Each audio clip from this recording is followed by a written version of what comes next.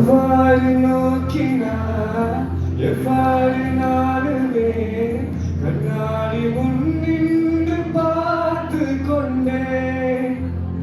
ஒன்றாக செய்திட ஒரு 100 நாடகம் ஒத்திகைகள் செய்து எதிர்பார்த்திருந்தேன்.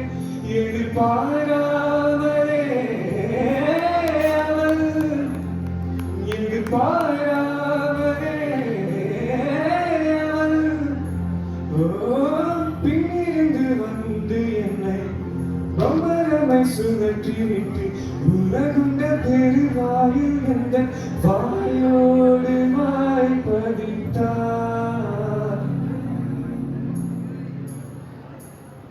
இங்கு பூலோகம் என்று ஒரு பொருள் உள்ளதே, இது பூங்கோதை மறந்தாலடி.